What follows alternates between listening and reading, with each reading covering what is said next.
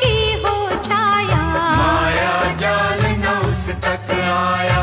मंगल मूर्ति महासुखदायक, लाचारों के सदा सहायक, कपिराज ये सेवा परायण, इससे मांगो राम रसायन। जिसको दे भक्ति की युक्ति, जन्म मरण से मिलती मुक्ति, स्वार्थ रहित हर काज है इसका, राम के मन पे राज है इसका।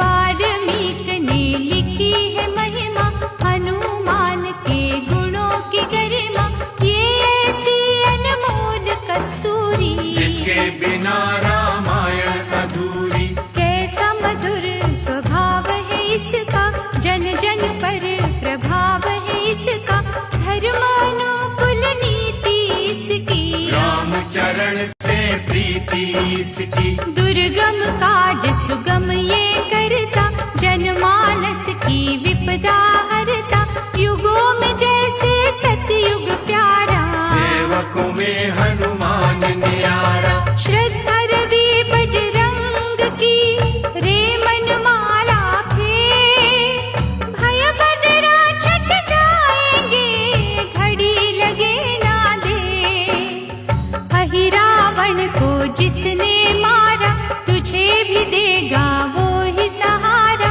शत्रु सेना के विध्वंसक, धर्मी कर्मी के प्रशंसक, विजय लक्ष्मी से है विभूषित, महावीर की छवि है शोभित, बाहुबल प्रचंड है इसका, निर्णय अटल अखंड है इसका।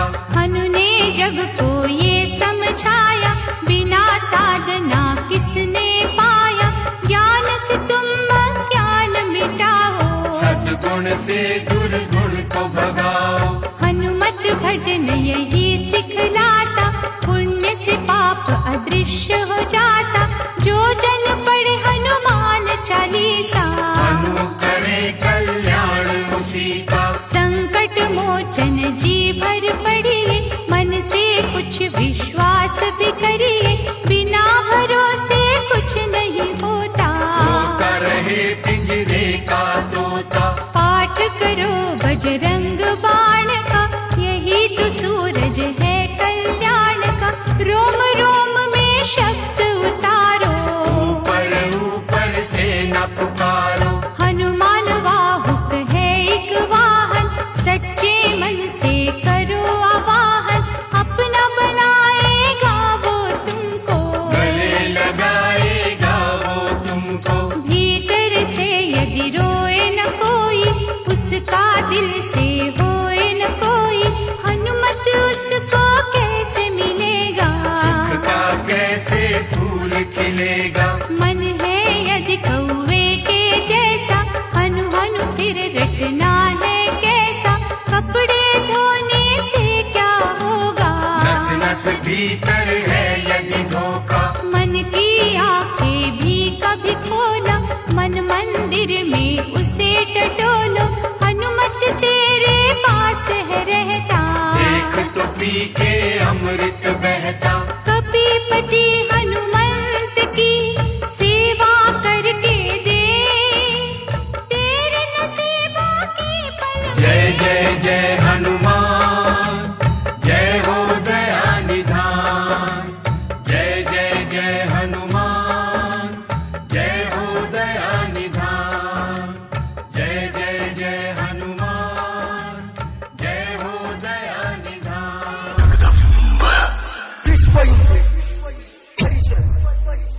बजरंग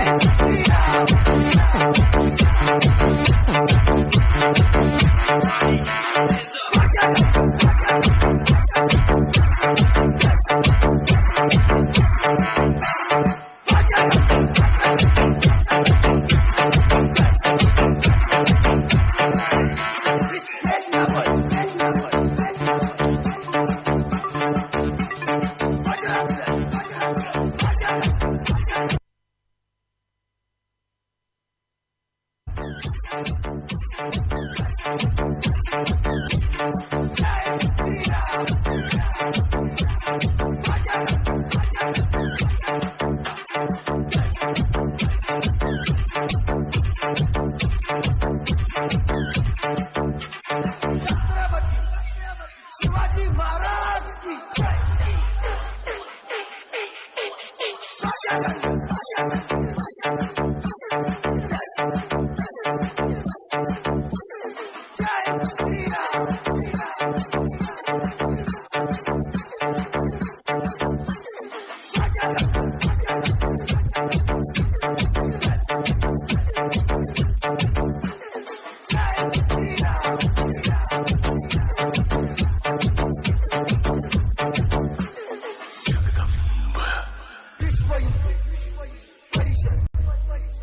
बजरंग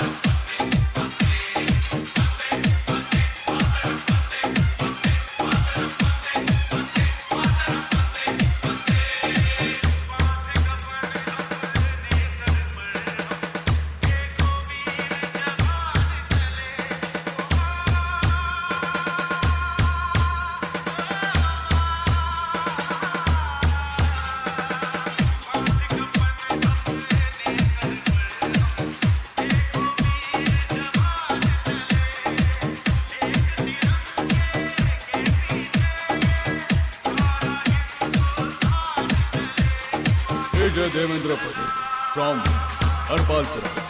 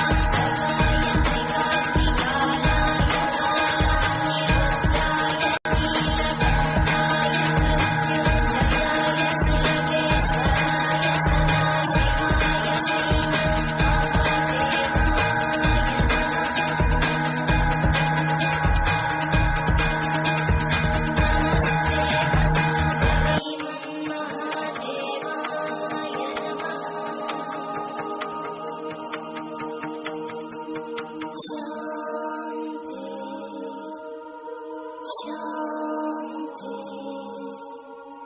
शांति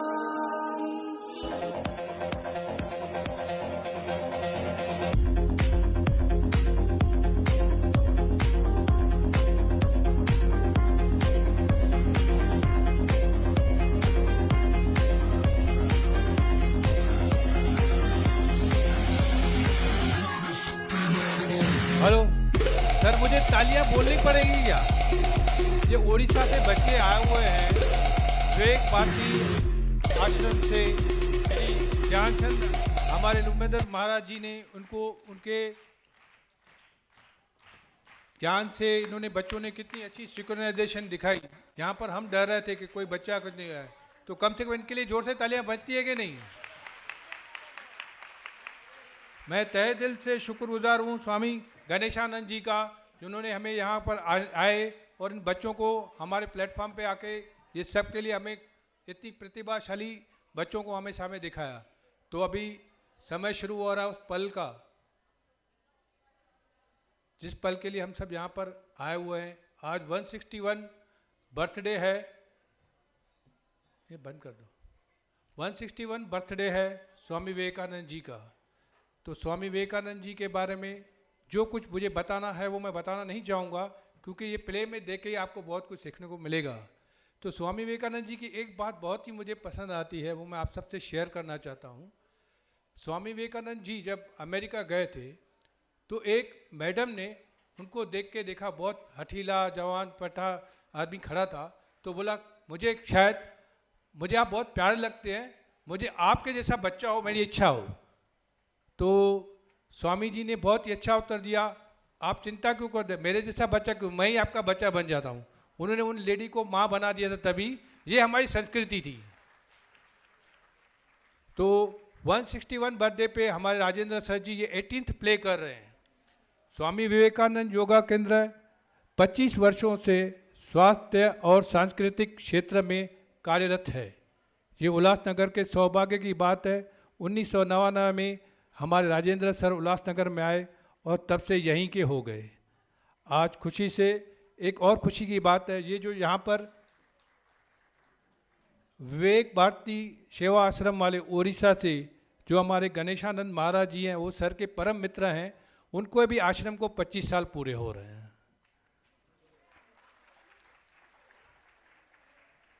हमारे सर ने 99 से जब यहाँ पर आए तो योगा तो बहुत किया, लेकिन उन्होंने योगा का बीज बोया। यहाँ पर से कम हमारे सेंटर से 200 से लगभग 300 लोग जो योगा टीचर बने, जो पूरे उल्लासनगर में हर एक क्षेत्र में जाके योगा करते हैं और सबकी स्वास्थ्य के लिए प्रेरणा देते हैं। विवेकानंद योगा केंद्र सांस्कृतिक प्रोग्राम भी करते आ रहे हैं। हम लोग सर ने हमारे 18वां ये प्ले है विवेकानंद जी का, और कबीर के भी प्ले किए हुए, और आशा रखते हैं सर हमें और भी आगे कुछ सांस्कृतिक के प्रोग्राम दिखाते रहेंगे। तो मैं आप सबसे एक बार गुजारिश करूंगा कि सब तालियों का स्वागत करेंगे। आप सबके लिए श्रेष्ठ करने जा रहा है स्वामी विवेकानंद योगा केंद्र की तरफ से Rajendra Prasad ji Vivekananda live play. Okay, thank you.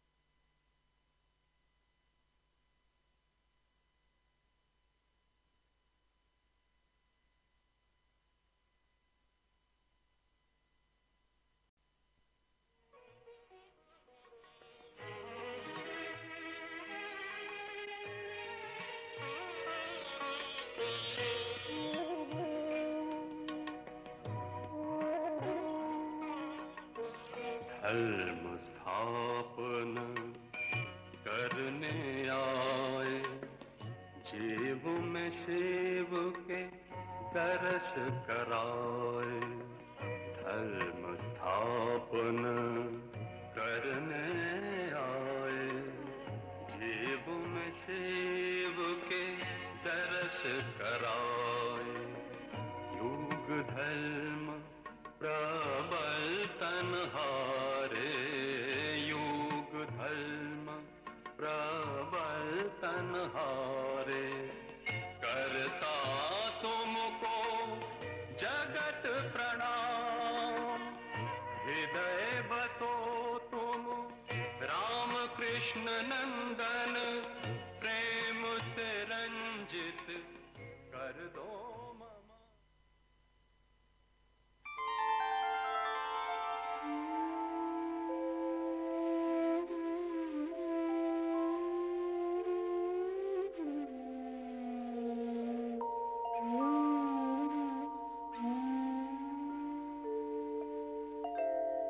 सर्वे भवन्तु सुखिनः सर्वे सन्तु निरामया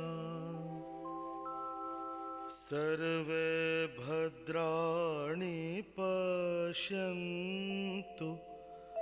मा कश्चित् दुःखभाग् भवेत्। अगले 50 सालों तक अपने सारे देवी देवताओं को उठाकर ताक पर रख दो। हमारा राष्ट्र ही हमारा देवता हो। पूजा करें हम अपनी मातृभूमि की, सेवा करें अपने देशवासियों की। उठो, जागो और तब तक कर्म करो जब तक लक्ष्य की प्राप्ति न हो।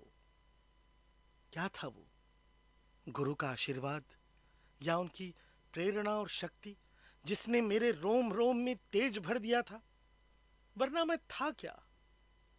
एक पढ़ा लिखा नौजवान, हर एक बात को वैज्ञानिक तरीके से सोचने वाले मुझ अहंकारी का गर्व उस दिन चूर हुआ था जब मेरे गुरु ने अपनी शक्ति से मुझे ये समझा दिया कि विज्ञान जहां खत्म होता है, आध्यात्म वहां से शुरू होता है।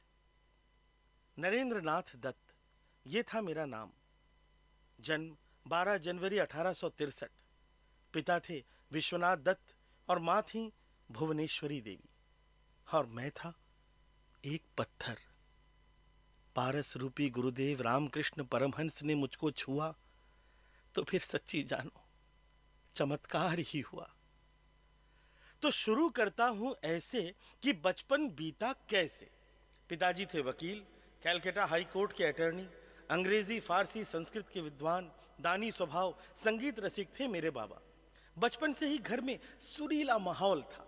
हर एक शनिवार रविवार को घर में गाने बजाने की महफिलें हुआ करती थी। और माँ तेजस्विनी। आज मैं जो कुछ भी हूं वो उनके ही संस्कारों का फल है। भारत मातृशक्ति का देश है, तभी तो माँ के जितने रूपों की पूजा यहाँ होती है और कहीं भी नहीं।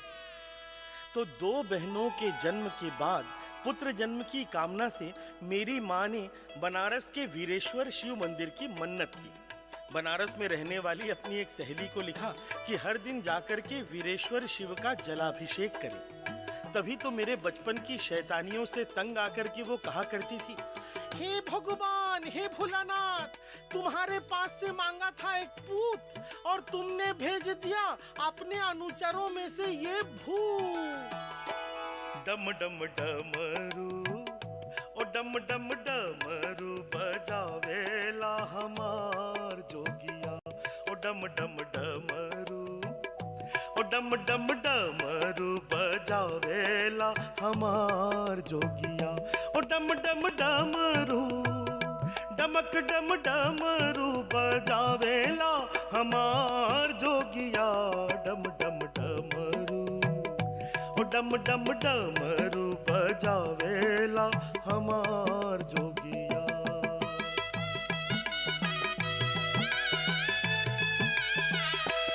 ऐसन बावला ना कोई जैसन हमार शंभु होई। ऐसन बावला न कोई जैसन हमार शंभु होई।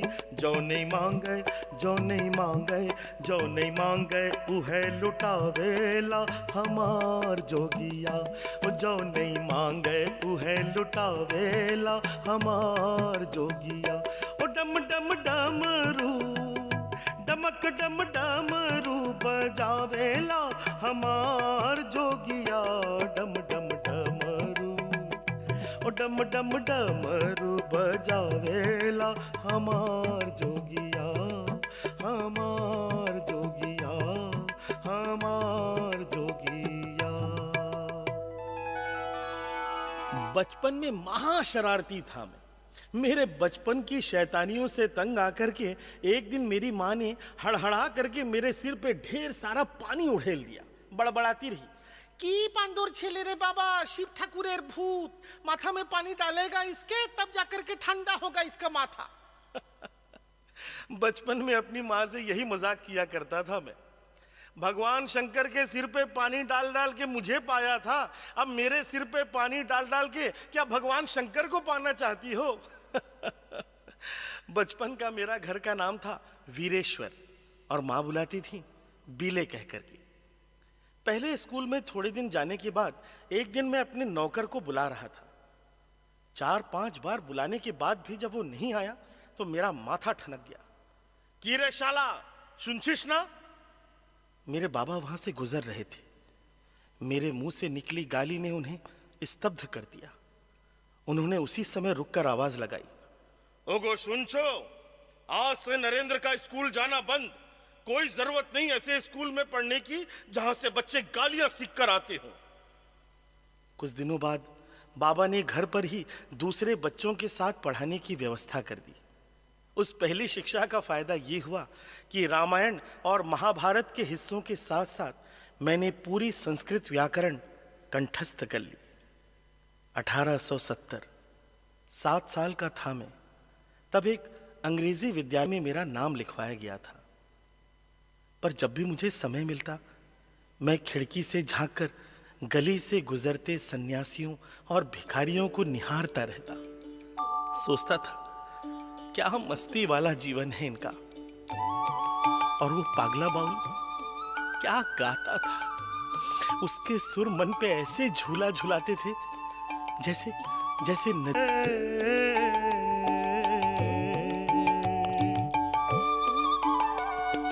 कोन गेरा मेर माझी तुमी कोन गेरा में जाओ, এই না ঘাটের বকুল তলায় বাঁধো তোমার নাও রে মাঝি, বাঁধো তোমার নাও। আরে ওরে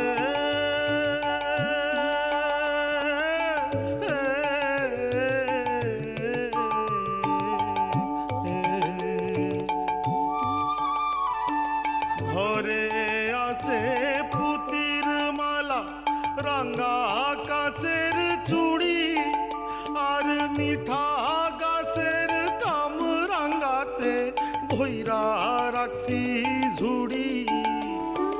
ঘাটে আসি বধুর লাগি নায়ে তুল্লা না,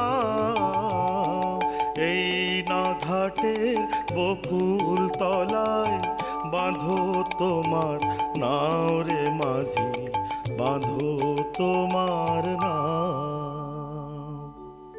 14 साल का था मैं, तब मेरे बाबा को वकालत के काम से जाना पड़ा था मध्य भारत के शहर रायपुर में। कुछ यात्रा तय हो रही थी रेलगाड़ी से और बाकी तय हो रही थी बैलगाड़ी से। 2 पहाड़ी टीलों के बीच से जब बैलगाड़ी गुजरी तो मधुमक्खियों का एक विशाल छत्ता दिखा था मुझे। मैं देख रहा था ध्यान से उसको। अचानक वो एक प्रकाश के पुंज में बदल गया। एक विचित्र संसार। सच कहूं तो शब्दों से परे थी ये घटना। काफी देर तक मुझे कोई होश ही नहीं था। मां परेशान हो गई थी। पानी के छींटे मार मार कर मुझे होश में लाया गया था। छोटा सा शहर था रायपुर, छत्तीसगढ़ी बोलने वाले प्यारे लोगों की नगरी। खूब मेहनती लोग, हर समय हंसते गाते रहते और शाम को थक करके गोंदली फोड़ के कांसे की बाटी में बासी भात खाते। पर मेरी शामें गुजरती थी बूढ़ा तालाब के पास। हर एक शाम पीपल के नीचे भजन गाने वालों की मंडलियां जमा हुआ करती थी वहां पर। मन फूला फूला फिरे जगत में कैसा नाता रे, कैसा नाता रे, कैसा नाता रे। मन फूला फूला फिरे जगत में कैसा नाता रे।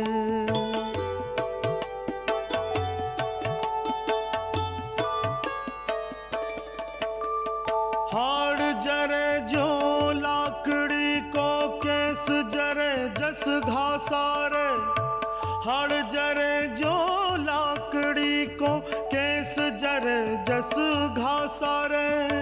सोना ऐसी काया जरी गई, सोना ऐसी काया जरी गई, कोई ना आयो पासा रे। मन फूला फूला फिरे जगत में, कैसा नाता रे, कैसा नाता रे, कैसा नाता रे। उसके बाद हम लोग लौटकर आ गए थे कलकत्ता।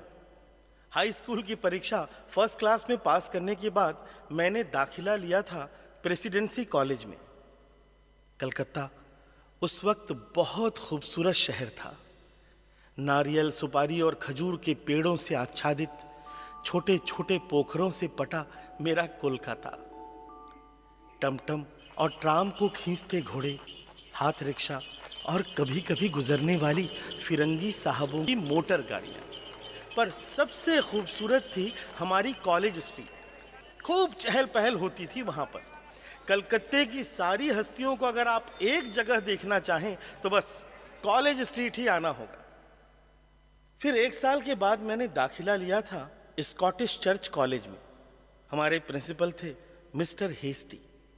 जब कभी अपने छात्र जीवन को याद करता हूँ, मिस्टर हेस्टी बहुत याद आते हैं। एक अच्छा शिक्षक कितनी गहरी छाप छोड़ता है छात्र के मन में। एक दिन जब हमारे अंग्रेजी के अध्यापक नहीं आए तो मिस्टर हेस्टी आए थे हमारी क्लास लेने के लिए।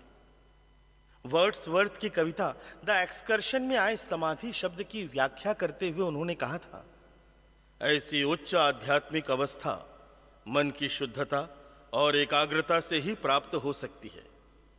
मैंने खड़े होकर के पूछा था उनसे, सर आपकी ये समाधि की व्याख्या केवल शब्दों का जाल है या सचमुच आपने ऐसी अवस्था में कभी किसी को देखा भी है? तो बोले, yes, only once at Dakshineswar, mister Ramakrishna Paramhansa. Go there, meet him and you will come to know what do I mean by samadhi. ये नाम कौंधा था मन में, रामकृष्ण परमहंस। चलो कभी इनसे भी मिल लेंगे। सूखा पड़ा था उस साल। कलकत्ते में उस समय अपने देशवासियों की हालत मन को पागल कर देती थी। रास्ते के दोनों तरफ भूख से बिलबिलाते बच्चे, फटे हुए कपड़े के टुकड़ों से इज्जत ढांकने की बेबस कोशिश करती मां बहनें, और गांव से भागकर आए हुए लोग इस उम्मीद में कि शायद किसी दयालु की नजर पड़ जाए उन पर। पेट और पीठ जब चिपक कर एक हो जाए तो उसे देखना आपको शर्म महसूस कराता है। धिक्कारता था मैं अपने आप को, नास्तिक हो गया था मैं।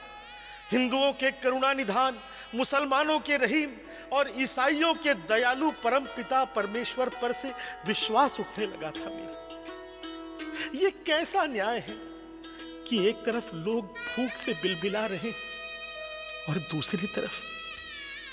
दूसरी तरफ समाज का एक वर्ग ज्यादा खाकर बीमार पड़ा है।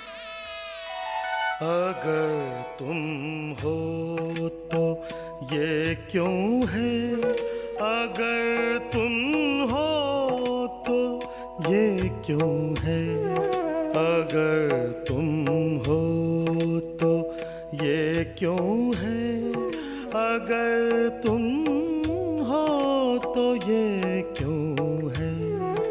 न भूखों को मिले रोटी, न प्यासों को मिले पानी, ये कैसा न्याय है भगवन, जहाँ जीवन है बेमानी है। तुमसे बस यही कहना, अगर तुम हो तो ये क्यों है, अगर तुम हो तो ये क्यों है, अगर तुम हो तो ये क्यों है। मेरे युग का सबसे क्रांतिकारी नाम था राजा राम मोहन रॉय। उनके जीवन में एक घटना ने बहुत गहरा प्रभाव छोड़ा था उन पर। उनके बड़े भाई के देहांत के बाद उनके परिवार के लोगों ने उनकी भाभी को सती होने का आदेश दिया। राम मोहन रॉय ने इस बात का भरसक विरोध भी किया था। बहुत बड़ी भीड़ के बीच उनके बड़े भाई के शव के ऊपर उनकी भाभी को जबरदस्ती बांधकर बिठाया गया। वो आप प्राण चिल्ला रही थी, मुझको बचा लो, मैं जीना चाहती हूं। उधर सारी भीड़ चिल्ला रही थी, सती मैया की जय, सती मैया की जय। इस घटना के बाद हिंदू समाज की कुरीतियों के खिलाफ उन्होंने कमर कस ली। अपने शिक्षित मित्रों के साथ मिलकर उन्होंने ब्राह्मण समाज की स्थापना की। मेरे सभी दोस्त कमोबेश ब्राह्मण समाज से ही प्रेरित थे, सो मेरा रुझान भी धीरे धीरे उसी तरफ होने लगा। पर मैं भी महाढीठ था। किसी भी बात को आंख बंद करके स्वीकार नहीं कर पाता था। जहां एक और ब्राह्मण समाज के भजन कीर्तन और प्रार्थनाओं में मन रमता था मेरा, वहीं दूसरी ओर मन में सवाल उठने लगे थे कि मात्र भजन गाने से, सुधारवादी चर्चा करने से, बाल विवाह के विरोध और विधवा विवाह के पक्ष में आंदोलन करने से समाज सुधार तो हो सकता है, पर ईश्वर की प्राप्ति कैसे होगी? इसी ऊहापोह में एक दिन पहुंच गया था महर्षि देवेंद्रनाथ ठाकुर के पास। नमस्कार। अरे नौरेन, एसो एसो बसो। जी मैं आया था आपके पास। हैं बोलो नौरेन। कुछ पूछना था आपसे। बिना झिझक के पूछो नौरेन। ब्राह्मण समाज की यही विशेषता है, यहाँ हर एक बात बिना संकोच के पूछी जा सकती है। मैं देख रहा था एकटक उनको, फिर बोल पड़ा, आपने ईश्वर को देखा है? देवेंद्रनाथ जी बुरी तरह सकपका गए। नौरेन, तुम्हारा आंख एकदम जोगियों के समान है, तुमको ध्यान करना चाहिए। आपने ईश्वर को देखा है? मैं अपने प्रश्न पर अड़ा हुआ था। नौरेन, अभी तुम जाओ, मुझे कुछ जरूरी काम करना है। मैं चुपचाप चला आया था वहां से। मुझे समझ में आ चुका था कि मैं अंधों के बाजार में आईना लेकर घूम रहा। कैसे होंगे मुझे ईश्वर के दर्शन? कौन मिलवाएगा मुझे? जिस तड़प का अनुभव मुझे आज हो रहा था, वैसा ही शायद मीराबाई को भी हुआ होगा। तभी तो उन्होंने भी गाया था, दरस बिन दुखण लागे नैन, दरस बिन दुखण लागे नैन।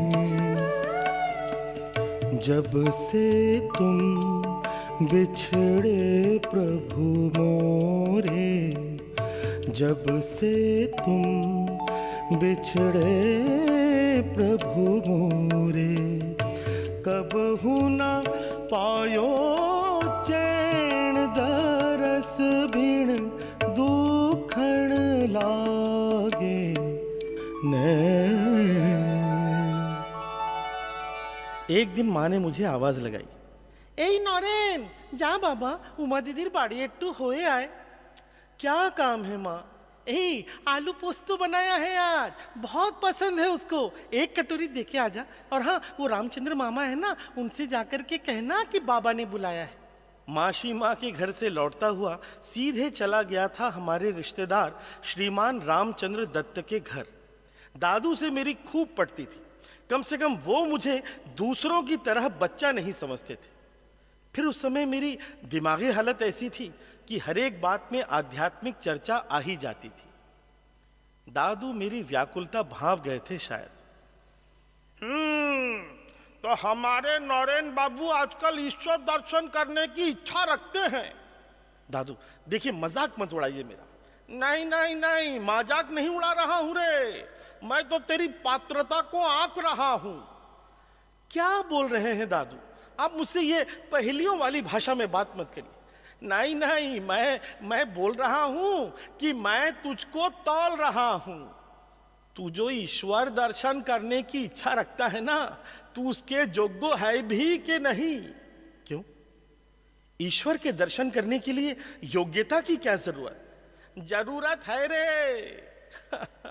हीरे की कीमत जौहरी ही लगा सकता है, पर लगता है कि तू भी पाकर के ही रहेगा ईश्वर को। क्या दादू, आप जानते हैं किसी को जिसने ईश्वर को देखा हो? देखा है बाबा, देखा है। कौन है दादू, बताइए ना। उनका नाम है क्या दादू? उनका नाम है रामकृष्ण परमहंस। दक्षिणेश्वर के काली मंदिर के पुजारी हैं। वो ही मिलवा सकते हैं तुमको तुम्हारे ईश्वर से। चौंका था मैं। रामकृष्ण परमहंस, यही नाम तो लिया था मिस्टर हेस्टी ने। ए नौरेन, किधर खो गया रे? अरे हाँ, सुन सुन सुन, वो सुरेन बाबू के घर में आज तेरे को गाना गाने के लिए आना है, शाम को 8 बजे। कौन सुरेन बाबू? अरे वो शिमुलिया वाले सुरेंद्रनाथ मित्रो। आज उनके यहाँ जो भजन गाने के लिए आने वाला था, उसका गला खराब हो गया है। मैं बोल दिया हूँ, मैं नौरेन जाऊंगा। शाम को 8 बजे से भजन कीर्तन है वहां पर, वो भी आने वाले हैं। वो कौन दादू? तुम्हारे पागलपन का दावा। एक और पागल, रामकृष्ण परमहंस। शाम को 8 बजे से भजन कीर्तन है वहां पर। मैं जब वहां पहुंचा तो दादू मेरा हाथ पकड़कर मुझे घसीटते हुए अंदर ले गए। एक बूढ़े की ओर इशारा करके बोले, ओई देख तोर पागला बूढ़ो। मैं देख रहा था ध्यान से उनको। दुबला पतला शरीर, मैले कुचैले कपड़े, अधकचरी दाढ़ी, आंख बंद करके भजन सुन रहे हैं। मेरे मन में सवाल उठने लगे, इस बूढ़े ने ईश्वर को देखा होगा। इसने जरूर कोई नकली साधु होगा। तभी अचानक उनकी नजर मुझसे मिली तो मैं बुरी तरह सकपका गया। मैंने अपनी नजर इधर उधर फेर ली। थोड़ी देर बाद जब फिर उधर नजर गई तो वो मुझे देखकर मुस्कुरा रहे थे। बोले, आ गए तुम। सुरेन बाबू छूटते ही बोल पड़े, बाबा नौरेन खूब भालो गान गाए, बहुत अच्छा गाता है ये। तो बोले, नरेंद्र है, नरों में इंद्र, अच्छा तो गाएगा ही। मैं देख रहा था एक टक उनको। अचानक वो बोल पड़े थे, नौरेन आज के ही तो गाई भी रे। आज का दिन नक्षत्रों को मिलाने का दिन है पगले। आज बस तू गाएगा और आज बस मैं सुनूंगा। एक टक देख रहा था उनको और पता नहीं कब मैं गाने लगा था आंखें बंद करके। मोनो चलो निजो निकेतने, मन चलो निजो निकेतने। সংসার বিদেশে বিদেশীর বেশে ভ্রম কেন অকারণে। মন চলো নিজ নিকেতনে।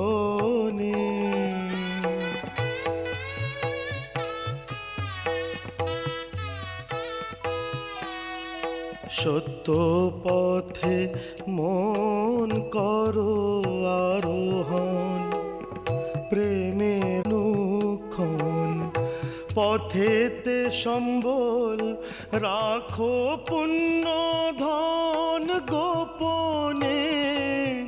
অতি যতনে মন চলো নিজ নিকেতনে। মন চলো নিজ निकेतने। जाते हुए वो मेरे पास आए, मेरा हाथ पकड़कर बोले, तू दक्षिणेश्वर आएगा ना? जरूर आना, ठीक तो? मेरे मुंह से हाँ ना कुछ भी नहीं निकला। वो चले गए, मैं ठहर गया। वो उन्मुक्त नदी की धार से बह निकले। मैं मझधार के भंवर सा वहीं धंस गया।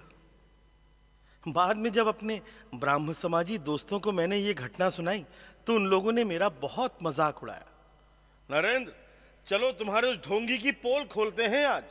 दूसरा बोला, अरे ऐसे नौटंकी करने वाले बुढ़ऊ बहुत देखे, भगवान को देखा है। पोंगा पंडित है, पोंगा पंडित। हम लोग जाकर के 4 सवाल पूछेंगे ना बुढ़े से तो कल ही खुल जाएगी उसकी। हम लोग जब दक्षिणेश्वर पहुंचे तो रमाकांत ने वहां काम कर रहे माली से कहा, ऐ, तुम्हारा रामकृष्ण मशाई को जाकर के बोल दो, बोलना नरेंद्र आया है। हम लोग वहीं खड़े खड़े उनकी प्रतीक्षा करने लगे। अचानक अंदर से मानो एक आंधी के समान वो आए, हाँफ रहे थे उत्तेजना में। नौरेन, अरे मेरा नौरेन, इतने दिनों के बाद आया है तू, बड़ा निष्ठुर है रे, इसलिए तो इतनी प्रतीक्षा करवाई है तूने। इन विषयी लोगों की बातें सुन सुन करके मेरे कान जल रहे हैं। चल चल चल अंदर चल, तेरे साथ बहुत सारी बातें करनी है। जैसे आए थे वैसे ही पागलों की तरह मेरा हाथ पकड़कर मुझे घसीटते हुए अंदर ले गए। अंदर के कमरे में बहुत सारे लोग बैठे हुए थे। मुझे दिखाकर कहने लगे, देखो कैसा दीप्तमान है ये, मां सरस्वती की कृपा है इसके ऊपर। फिर मेरी ओर मुड़कर बोले, अच्छा क्या क्या सोने के पहले तुझको कोई ज्योति दिखाई देती है? मैंने कहा हाँ। तो बोले, मिल रहा है, सब मिल रहा है, ये ध्यान सिद्ध है, जन्म से ध्यान सिद्ध। मैंने कठोरता से पूछा था उनसे, महाराज आपने ईश्वर को देखा है? तो बोले, हाँ रे, जैसे तुझे देख रहा हूं ना वैसे ही देखा है, बल्कि इससे भी साफ। ईश्वर को देखा जा सकता है पर उनको देखना कौन चाहता है? लोग तो धन दौलत चाहते हैं, बीबी बच्चों को चाहते हैं, उनके लिए आंसू बहाते हैं। ईश्वर के दर्शन नहीं हुए इसके लिए कौन रोता है रे? मैं अवाक देख रहा था उनको। जीवन में पहला व्यक्ति मिला था जो ईश्वर दर्शन का दावा कर रहा था।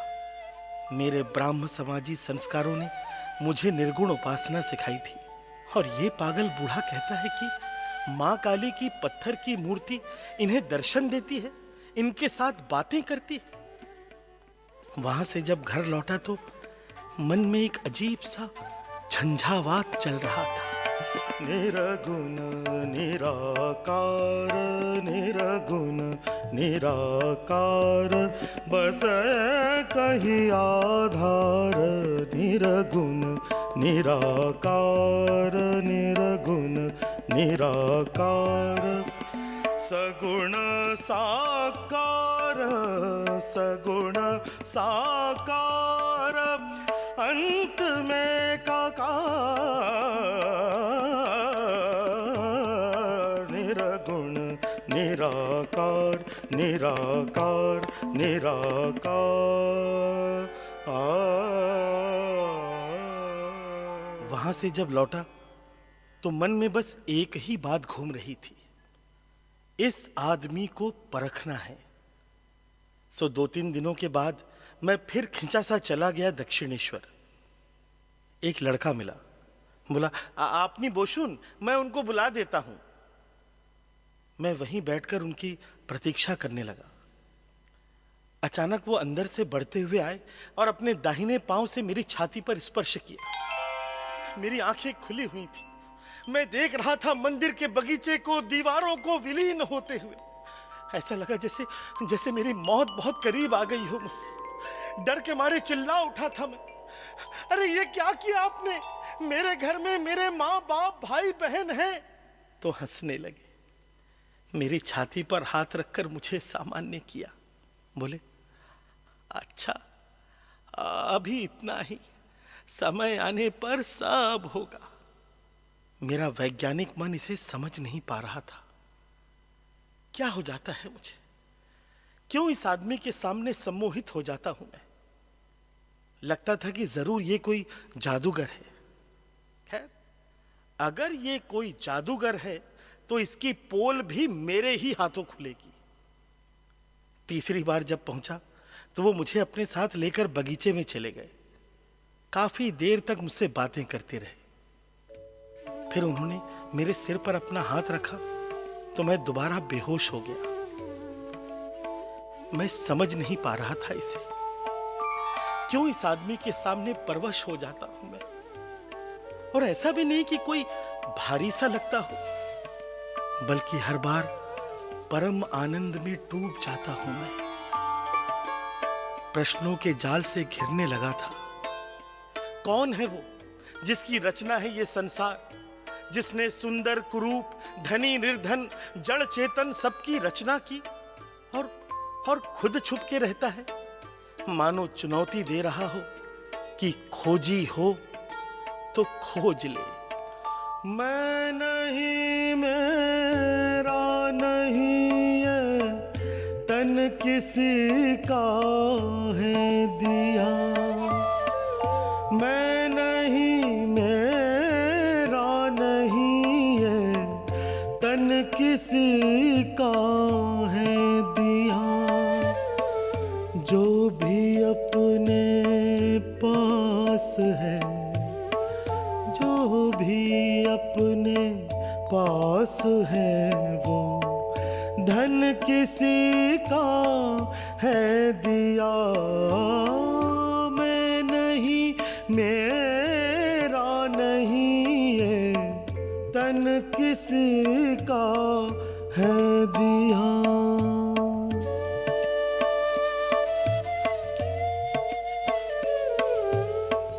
देने वाले ने दिया, वो भी दिया किस शान से।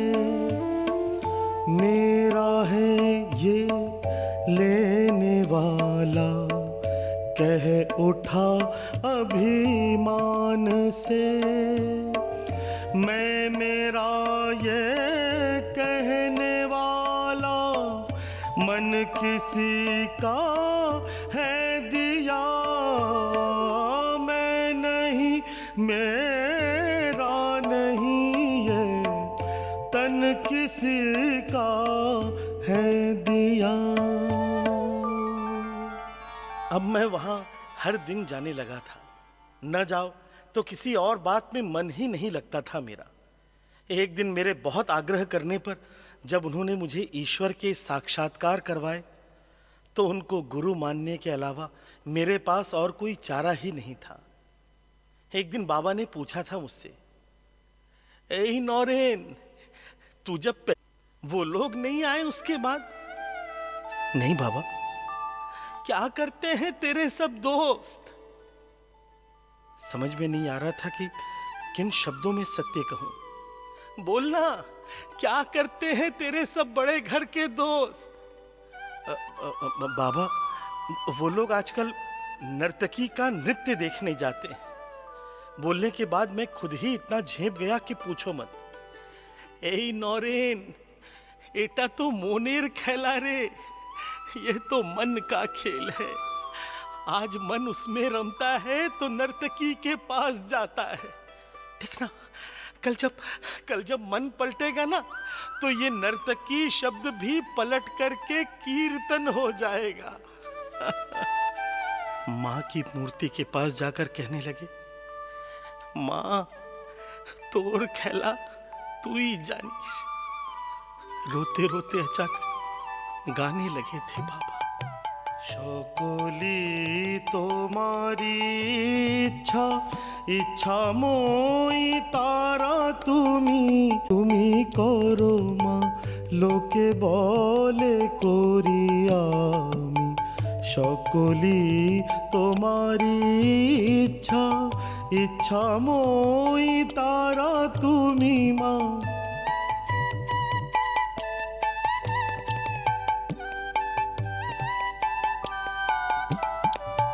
আমি যন্ত্র তুমি যন্ত্রী, আমি ঘর তুমি ঘরণী। আমি রথ তুমি রথী, যেমন চালাও তেমনি চলি। সকলি তোমারি ইচ্ছা। वो 5 वर्ष कितने आनंद से बीते थे आपको बता नहीं सकता कि तभी अचानक मेरे पिताजी का स्वर्गवास हो गया। संकट के एक दिन मां ने भी झल्ला करके कही दिया, बहुत भगवान भगवान करता है ना, इसलिए तो दर दर की ठोकरें खाने वाली हालत हो गई है हमारी। गुस्से में चला गया बाबा के पास। मैं हार गया बाबा, आप मां काली से कह करके मेरे घर का अभाव दूर करवा दीजिए। मैं क्यों बोलूंगा, तू ही जाकर मांग ले। आज मंगल का दिन है, मां का दिन, जा जो मांगेगा सब मिलेगा। मैं मंदिर के अंदर गया, मुख से निकला, मां मुझे भक्ति दो, ज्ञान दो, और बाहर आ गया। बाबा ने पूछा, क्या रे, क्या मांगा मां से, धन मांगा? नहीं बाबा। जा फिर से जा। दूसरी बार मंदिर के अंदर गया, मुख से निकला, मां मुझे विवेक दो, वैराग्य दो, और सम्मोहित सा बाहर आ गया। क्या रे, मां से घर का अभाव दूर करने का वर मांगा? नहीं बाबा। क्या तू भी, जा फिर से जा, ठीक से याद करके सब मांग लेना। तीसरी बार गया तो मुख से निकला, मां मुझे केवल तुम्हारी भक्ति दो, और कुछ भी नहीं चाहिए मुझे। बाहर निकला तो बाबा ने कहा, क्या रे, फिर से गोल्ला? जा, मैं आशीर्वाद देता हूं, तेरे परिवार को खाने पहनने की तकलीफ नहीं होगी कभी। पागल है तू, मां से मांगने गया था। अरे वो तो जगत की मां है रे, मां को मालूम होता है कि बच्चे को क्या चाहिए। सचमुच ये तो कभी सोचा ही नहीं था। मन किया कि सब कुछ मां के चरणों पर ही अर्पित कर दूं। जैसे नैनों में ज्योति और सीप में मोती, वैसे मां के चरणों में थोड़ी जगह मेरी होती। जैसे नैनों में ज्योति और सीप में मोती, वैसे मां के चरणों में थोड़ी जगह मेरी होती।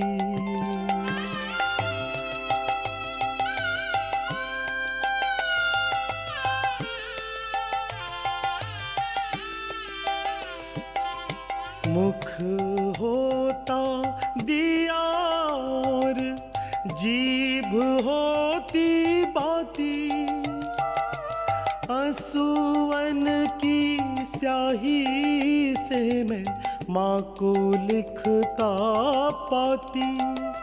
तेरी सेवा मैं करता कुछ पल माँ, तू जो सोती, और माँ के चरणों में थोड़ी जगह मेरी होती। जैसे नैनों में ज्योति और सीप में मोती, वैसे माँ के चरणों में थोड़ी जगह मेरी होती।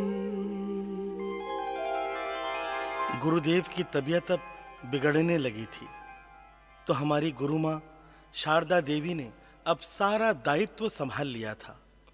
स्नेह और करुणा की प्रतिमूर्ति थी माँ शारदा। एक दिन मैंने पूछा था बाबा से, बाबा आपने तो इस्लाम कबूल किया, ईसाई धर्म में दीक्षित हुए और हिंदू धर्म की बात भी करते हैं। तो बोले, जो तो मौत तो पौत, जितने मत हैं उतने ही पथ हैं। मैं देखना चाहता था सबको, अब देख लिया। कि सारे रास्ते उसी शक्ति की ओर जाते हैं। पर बाबा, आपका व्यवहार तो मजहबी लोगों जैसा नहीं है। ये लोग लड़ाई झगड़ा करना चाहते हैं रे, गले पर तलवार रख कर के धर्म फैलाना चाहते हैं ये लोग। मधुमक्खी का छत्ता बन गया है हर एक धर्म।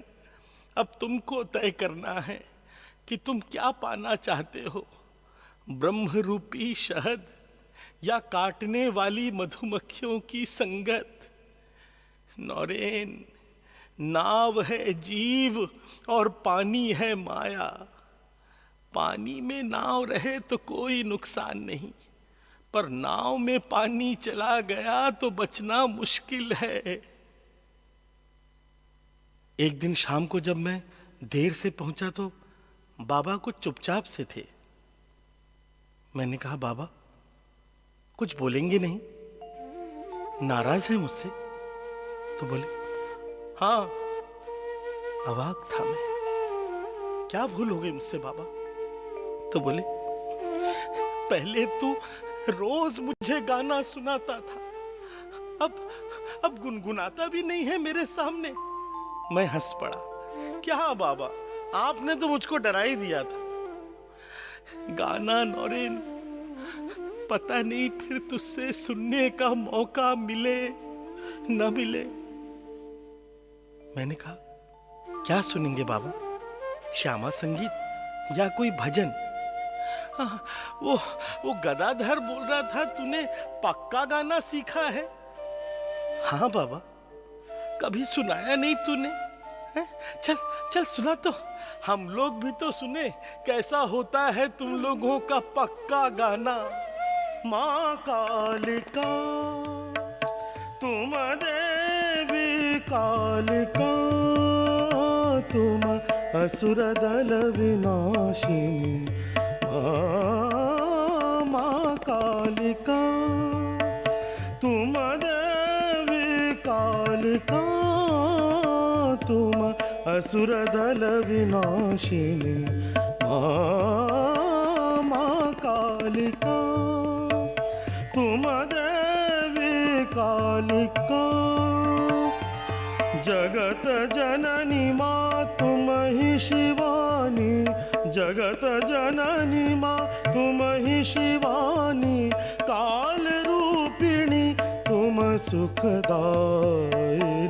माँ कालिका तुम देवी कालिका, तुम असुर दल विनाशिनी। माँ कालिका, माँ कालिका, माँ कालिका।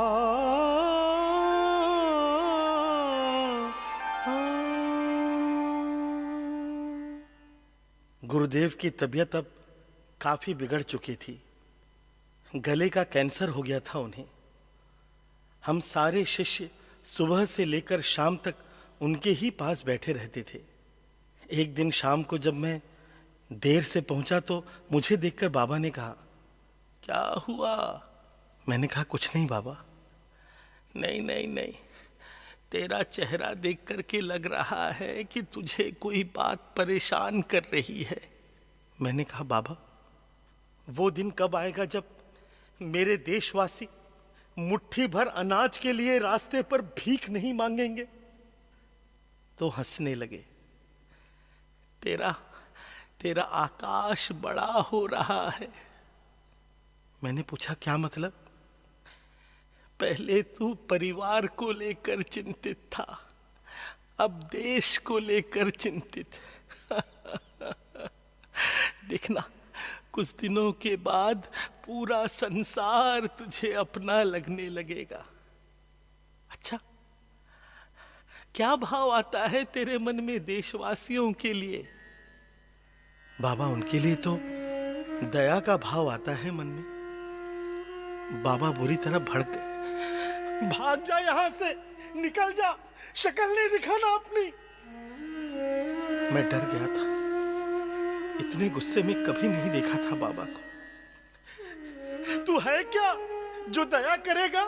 भगवान समझता है अपने आप को? खुदा बन गया है क्या? अरे सेवा करेगा। ये जो दीन दुखी लोग हैं मेरे देश के, उनकी सेवा करेगा तू। अरे नौरेन, तुझे नहीं मालूम, पर मैं तो जानता हूं ना कि तेरा जन्म क्यों हुआ है। बाबा, आप तो बस मुझे निर्विकल्प समाधि लेने की अनुमति दीजिए, मोक्ष मिल जाए मुझे। बाबा बुरी तरह बिफर गए। धिक्कार है, तू अपनी मुक्ति चाहता है। अरे पागल, तू आया है करोड़ों भारतवासियों को जगाने के लिए। मुझे लगता था कि बाबा को बीमारी की वजह से ऐसे उटपटांग ख्याल आ रहे हैं। अरे अपना उद्धार तो कर नहीं पा रहा हूं मैं, करोड़ों का उद्धार कहां से करूंगा। एक शाम लाटू दौड़ता हुआ आया, बोला नौरिंदा जल्दी चलो, उनकी तबीयत बिगड़ रही है। मैं दौड़ा, सारे लोग दौड़े, उनकी सांस फूल रही थी। मुझे देखकर बोले, नौरेन आय আমার কাছে বস, देख अब तुझे ही सब दायित्व देकर जा रहा हूं। मेरी सारी शक्ति, सारी भक्ति, सारी युक्ति तुझे ही देकर जा रहा हूं। मेरे से युग पुरुष बनेगा रे, मेरा आशीर्वाद है। और उन्होंने आंखें बंद कर ली। सब लोग फूट फूट कर रो रहे थे और मुझे काठ मार गया था। लग रहा था कि स्वप्न है ये, ऐसा नहीं हो सकता मेरे साथ। मेरे गुरुदेव मुझे छोड़कर नहीं जा सकते। मन कर रहा था कि पांव पकड़ करके रोक लूं उनको। मत जा जोगी, पांव परूं मैं तेरे। मत जा, मत जा, मत जा जोगी,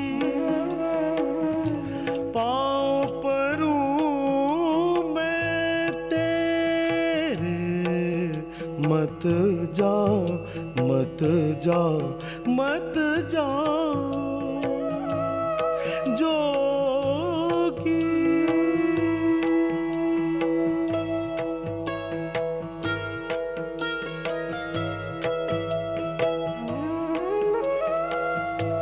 मीरा के प्रभु गिरिधर नागर, मीरा के प्रभु गिरिधर नागर।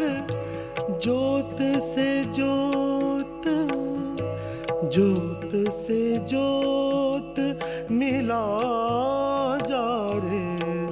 मत जा, मत जा, मत जा जोगी।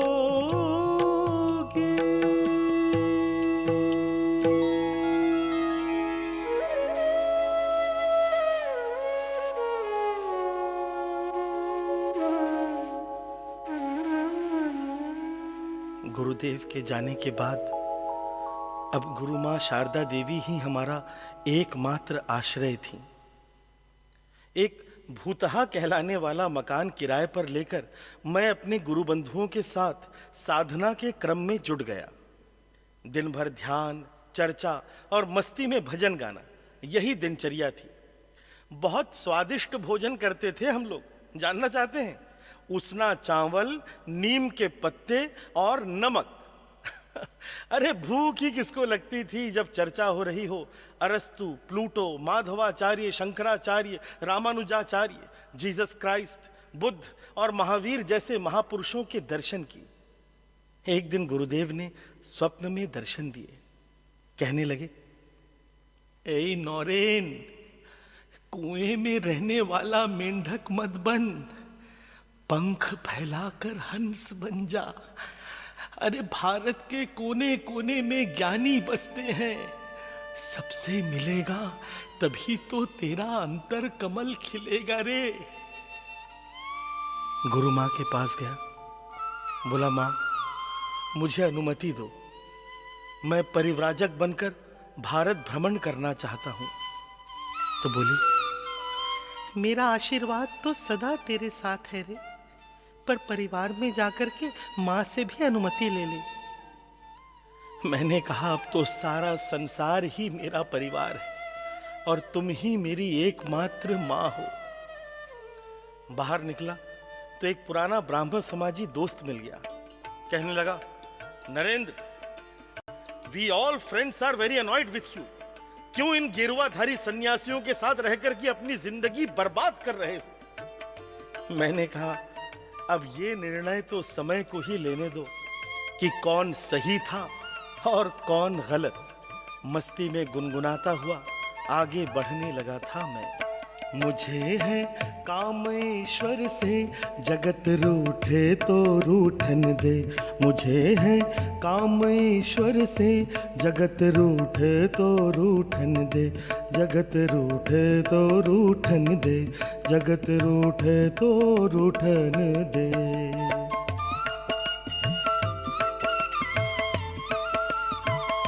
धरी सिर पाप की मटकी, मेरे गुरुदेव ने झटकी। धरी सिर पाप की मटकी, मेरे गुरुदेव ने झटकी। वो ब्रह्मानंद ने पटकी, वो ब्रह्मानंद ने पटकी।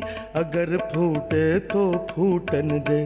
मुझे है काम ईश्वर से, जगत रूठे तो रूठन दे। जगत रूठे तो रूठन दे, जगत रूठे तो रूठन दे। अगले दो था मैंने। बनारस की एक घटना बहुत याद आती है। उसके पहले आपको ये बता दूं कि बंदरों से बहुत डर लगता था मुझको। तो हुआ यूं कि बनारस में माँ दुर्गा के लाल मंदिर के दर्शन करके मैं बाहर निकला तो अचानक कुछ बंदर मेरे पीछे लग गए। अंदर से डर गया था मैं, तेज चलने लगा, मेरी चाल ही बदल गई। तो और भी बंदर खीखी करते हुए मेरे पीछे लग गए। अब मैं दौड़ने लगा था, लग रहा था कि आज जान ही निकल जाएगी। उसी समय एक सन्यासी की आवाज सुनाई दी थी, रुको और डटकर सामना करो। मैं दौड़ता हुआ अचानक रुक गया, उल्टे घूमकर बंदरों की ओर चलने लगा। सारे बंदर डर के मारे भाग गए। उस दिन एक बात सीखी थी मैंने, संकटों से डरकर भागोगे तो बुरे फंसोगे, पर अगर संकट का सामना करोगे तो सारे संकट भाग जाएंगे। पश्चिम का प्रवास करते हुए अलवर के राजा के आमंत्रण पर उनके राजमहल पहुंचा था मैं। महाराजा कहने लगे, स्वामी जी, मूर्ति पूजा से बड़ा पाखंड और कुछ भी नहीं है। मैं मुस्कुराया तो महाराज ने कहा, स्वामी जी लगता है आपके पास मेरी बात का कोई उत्तर नहीं है। मैंने कहा, महाराज आप ईश्वर पर विश्वास रखते हैं, यही मेरे लिए काफी है। वैसे आपकी जानकारी के लिए पूजा ईश्वर की ही होती है, मूर्ति की नहीं। हाँ, आपने क्या कभी किसी का ध्यान लगा सकें? महाराजा ने कहा, स्वामी जी आप लोग जब ये संस्कृत भाषा में शब्दों का जाल फैलाते हैं ना, तो लगता है कि आप हमें मूर्ख बना रहे हैं। महाराजा का एक चित्र टंगा हुआ था वहां पर। मैंने वहां खड़े राज्य के दीवान जी से कहा, दीवान जी जरा महाराज का ये चित्र नीचे उतार लीजिए। दीवान जी ने आदेश का पालन किया। मैंने कहा, अब थूकिए इसके ऊपर। महाराज और दीवान जी बुरी तरह सकपका गए। मैंने कहा, दीवान जी कोई डरने की बात नहीं, ये तो बस कपड़े का एक टुकड़ा है जिस पर थोड़े से रंग लगे हैं। ये सशरीर आपके महाराज नहीं है, थूकिए दीवान जी। दीवान जी सर झुकाए खड़े रहे। मैंने कहा, महाराज ये आप नहीं हैं, आपका चित्र है। फिर भी आपके प्रति सम्मान की भावना के चलते दीवान जी इसे ही आपका प्रतिरूप मान रहे हैं। मूर्ति पूजा का यही सिद्धांत है। मूर्ति केवल उस शक्ति का जिस पर आपकी आस्था है, उसके स्वरूप का आभास कराती है। और आप तो केवल मूर्ति की बात कर रहे हैं महाराज। मेरे लिए तो इस संसार का कण कण ईश्वरमय है।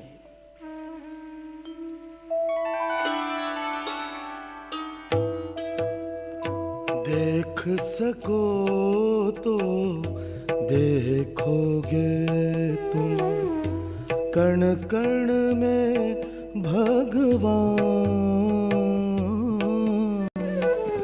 वन उपवन में जलवायु जड़ चेतन में भगवान।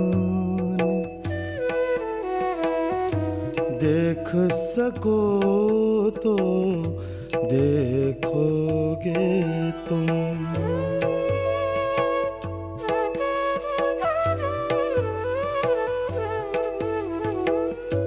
कौन हो तुम हो, आए कहाँ से और कहाँ है जाना। जिसने इसको जाना उसने सबको अपना माना। परम तत्व के ज्ञान से ही है मिट जाता अभिमान। वन उपवन में जलवायु जड़ चेतन में भगवान। देख सको तो देखोगे तुम। उसके बाद फिर अपने गुजरात प्रवास में पोरबंदर में रहा था मैं 11 महीने तक पंडित शंकर पांडुरंग शास्त्री के साथ। अतुलनीय विद्वान थे वो, संस्कृत भाषा के चारों वेदों का अनुवाद कर रहे थे। उन्होंने ही मुझे फ्रेंच भाषा सिखाई थी। कहते थे, सीख लीजिए स्वामी जी, परदेश जाएंगे तो बहुत काम आएगी फ्रेंच। वहीं पर काठियावाड़ के कुछ भक्त आए थे मुझसे मिलने के लिए। कहने लगे, स्वामी जी तमारा जेवा विद्वाननी जरूर छे विश्व धर्म सम्मेलन में, तमे शिकागो जई हिंदू धर्मनो मर्म समझावो। शंकर पांडुरंग जी ने कहा, स्वामी जी ये तो बहुत अच्छी खबर है, आपको अवश्य विश्व धर्म सम्मेलन में भाग लेना चाहिए। भारत से आपके जैसा प्रतिनिधि पहुंचेगा तो अमेरिका के लोग हमारे धर्म और हमारे ज्ञान की मर्यादा को ठीक ठीक समझ पाएंगे। मैंने कहा, देखिए जो गुरुदेव की इच्छा। वहां से फिर मैं चला गया था माउंट आबू। आप हिंदुओं के धर्म रक्षक हैं, आप मुसलमान के घर में रहें, उनकी रसोई का पका हुआ अन्न खाएं, ये उचित नहीं। मैंने कहा, क्यों? किस शास्त्र में लिखा है कि सन्यासी को मुसलमान के घर में नहीं रुकना चाहिए या नहीं खाना चाहिए? पर स्वामी जी, मैंने कहा, अच्छा क्या आप ये मानते हैं कि ये सारा संसार ईश्वर द्वारा ही निर्मित है? बिल्कुल स्वामी जी। तो फिर ये मुसलमान महाशय भी उनके ही बनाए हुए हैं? जी स्वामी जी। तो फिर समस्या क्या है भाई? मुसलमान भी उतना ही अंश है ईश्वर का जितने की आप हैं। पर स्वामी जी ये मलेच्छ है। पौरा गया था मैं। मलेच्छ।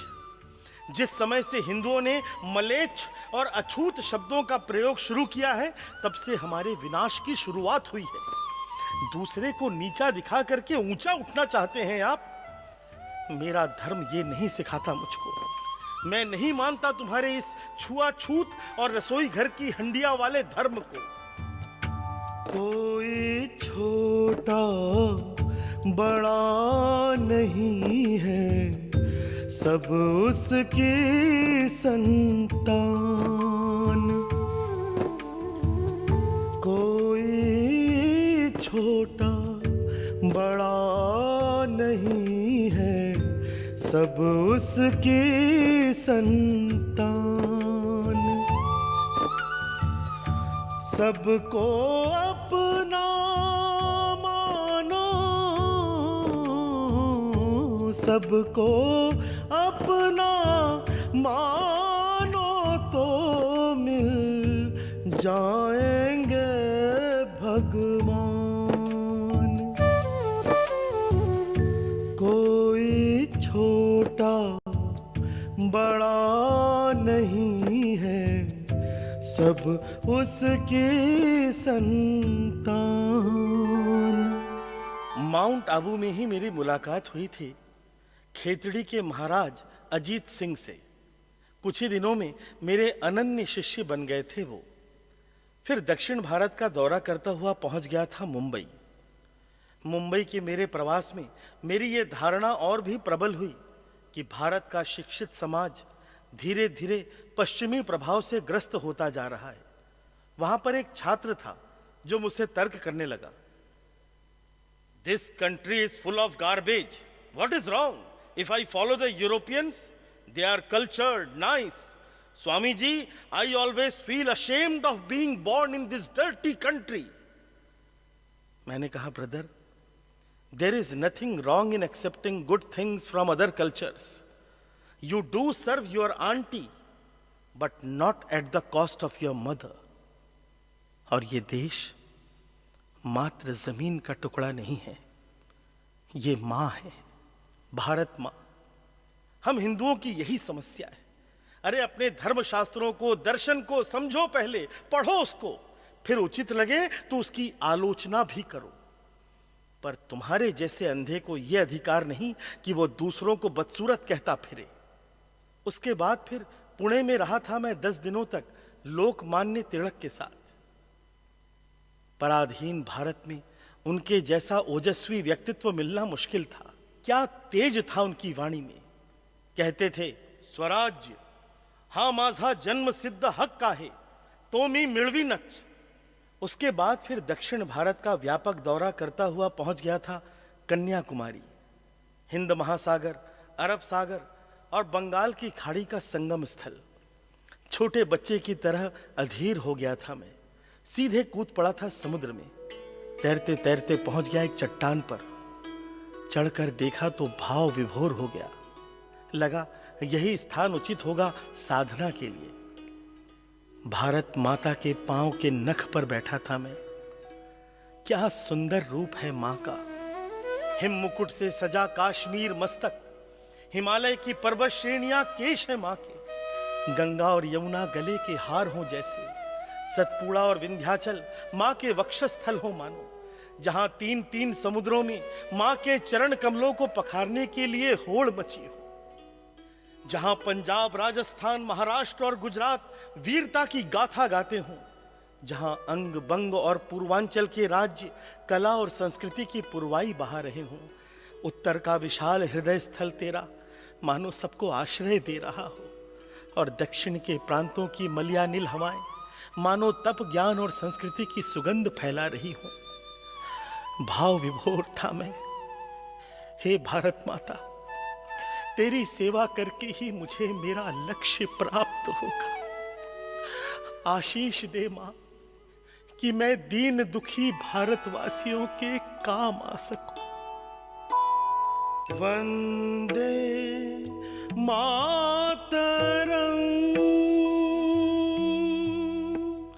सुजलाम सुफलाम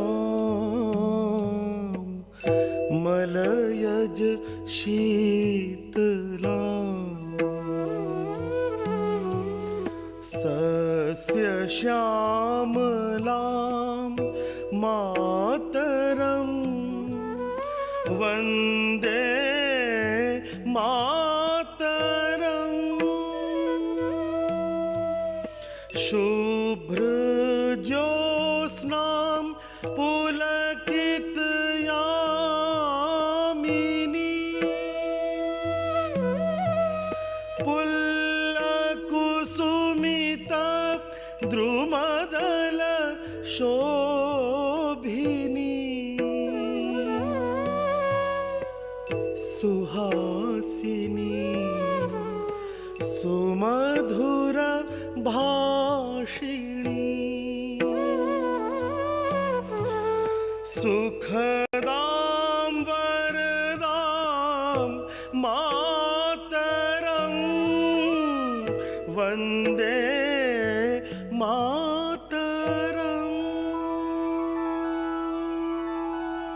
मद्रास के अपने 1 महीने के प्रवास में एक अजीब सी उधेड़ बुन थी मन में कि अमेरिका जाऊं या नहीं।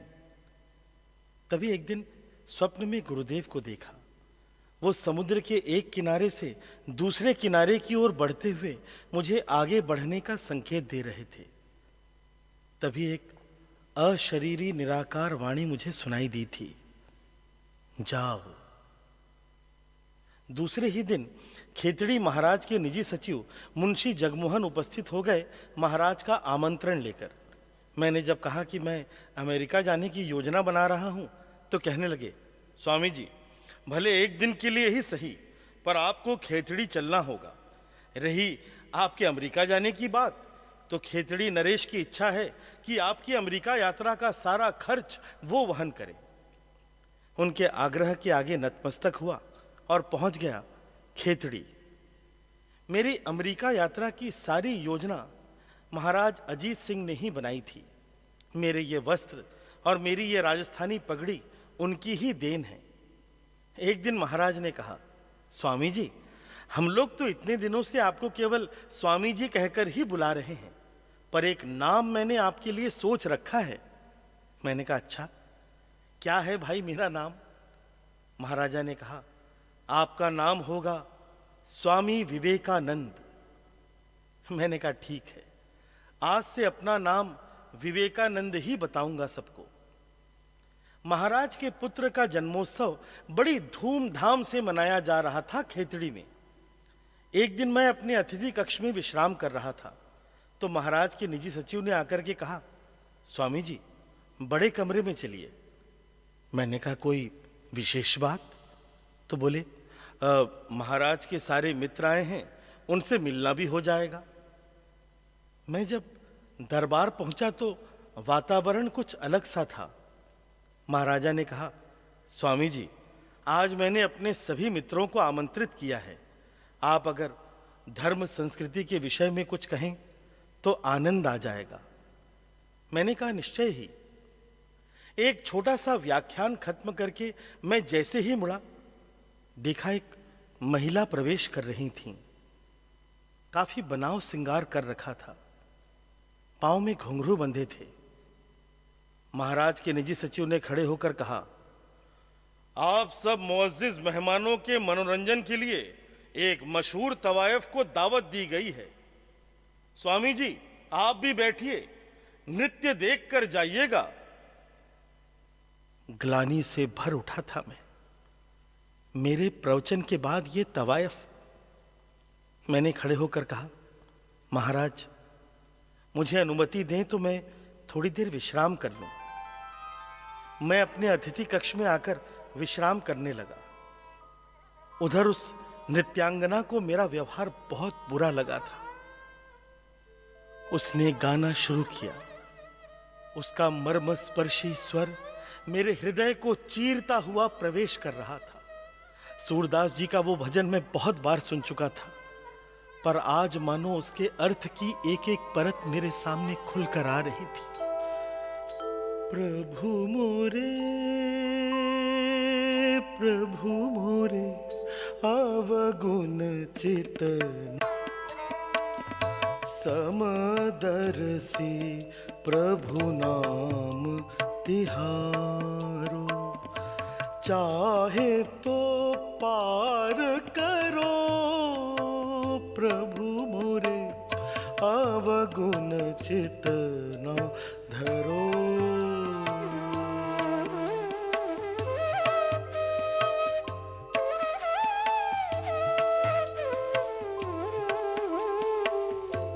एक लोहा पूजा में राखत, एक घर बधिक परो। एक लोहा पूजा में राखत, एक घर बधिक परो।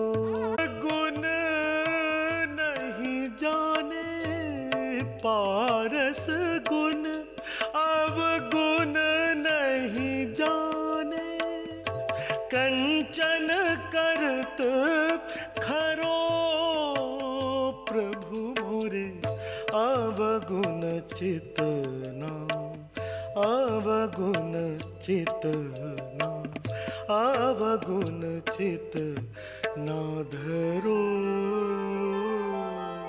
भजन समाप्त होते ही मैं दौड़ता हुआ पहुंचा था वहां, उसके चरणों पर गिर पड़ा।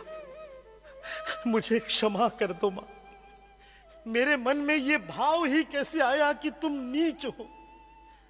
मेरे सन्यास में शायद यही कमी रह गई थी कि मैं नारी मात्र में मां का रूप नहीं देख पाया। 31 मई 1893 एसएस पेनिनसुलर जहाज में बैठकर अमेरिका जाने की योजना बनी थी। खेतड़ी महाराज के निजी सचिव मुंशी जगमोहन और मद्रास के मेरे अनन्य शिष्य आला सिंगा पेरुमल मुझे छोड़ने के लिए मुंबई तक आए थे। जहाज के डेक पर खड़ा मैं अपनी मातृभूमि को निहार रहा था। हे भारत माता, हे जगदम्बा, आशीष दो कि तुम्हारा ये पुत्र विदेशों में तुम्हारा नाम गर्व से ऊंचा कर सके। सायरन बजने के साथ जो ही जहाज ने चलना शुरू किया, मैं चल पड़ा था अमेरिका की ओर।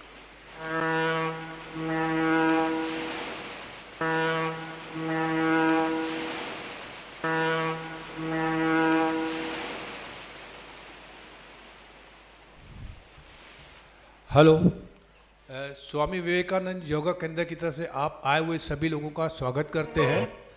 मैं लक्की जी से रिक्वेस्ट करूंगा कि वो श्री मंच के समीप आ जाएं। विवेकानंद जी का प्ले आप लोगों ने फर्स्ट हाफ देखा तो, लेकिन तालियां नहीं बजी आप लोगों की पर। लेकिन मैं ये कहना चाहूँगा कि हमारी ऑडियंस बहुत अच्छी है। जहाँ जहाँ पर विवेकानंद जी के विचार आए उनको मन से लगे और उन्हें तालियां बजाई। मैं लक्की जी से रिक्वेस्ट करूँगा कि वो आए हुए हमारे जो मेहमान जी हैं उनका स्वागत करें। लक्की हमारे नेताजी पर स्वामी विवेकानंद योगा केंद्र के समीप हमारे से सालों से साथ जुड़े हुए प्रकाश गुरनानी जी के लिए मैं जोर से तालियां बोलने के लिए बोलूँगा कि उनका स्वागत करें।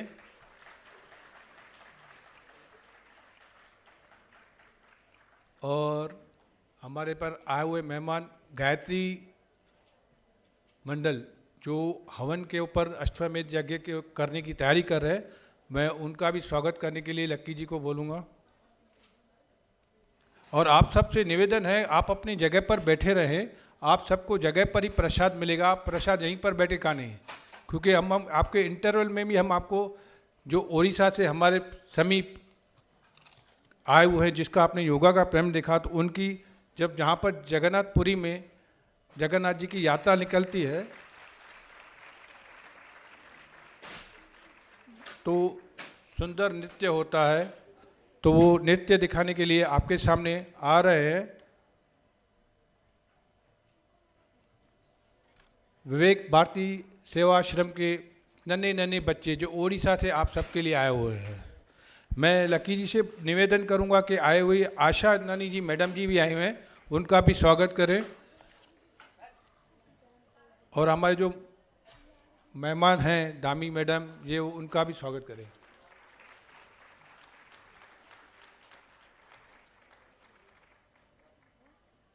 लकी जी इदनानी मैडम जी का भी स्वागत करें।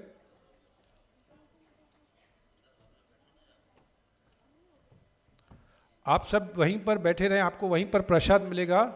आप मेरे कोई सी भी निवेदन है कि वहाँ से उठे नहीं।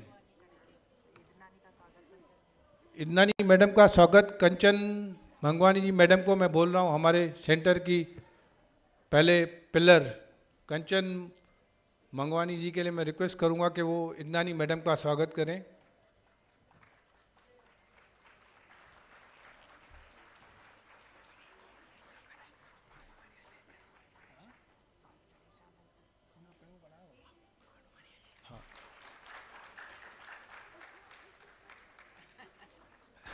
वाह, इदनानी मैडम जी ने तो हमारे कंचन मैडम जी का स्वागत कर दिया।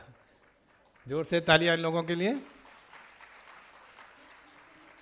मैं सुरेश जी से रिक्वेस्ट करूंगा कि जिस प्रोग्राम में हमारे एक आमंत्रण पर इतने दूर से उड़ीसा से हमें गणेशानंद जी महाराज, लंबोदर जी स्वामी जी भी आए हुए हैं, उनका भी तहे दिल से हम लोग शुक्रिया करें, उनका भी स्वागत करें। सुरेश जी,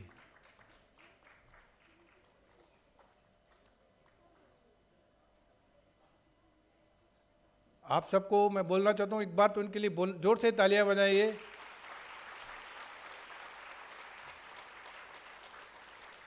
क्योंकि इनके मार्गदर्शन में ही बच्चों ने, अभी आपको एक छोटा सा एक ट्रेलर दिखा था जो अभी आपके सामने और कुछ दिखाने आ रहे हैं। मैं अभी रिक्वेस्ट करूंगा, मैं साउंड रिकॉर्डर से जो उड़ीसा का, जब वहाँ पर जगन्नाथपुरी की अभी कर्टन खोल दे, जगन्नाथपुरी में जब यात्रा